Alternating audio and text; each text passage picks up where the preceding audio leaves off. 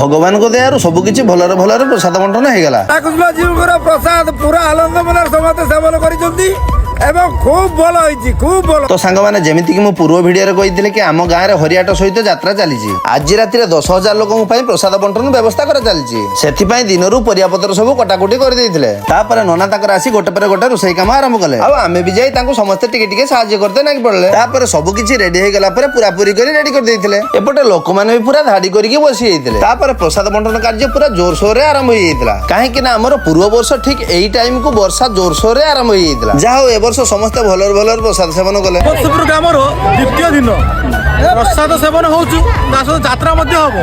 आसना काली वर्षा होतला तथापि यात्रा ले सुपर हिट आज भी हबो।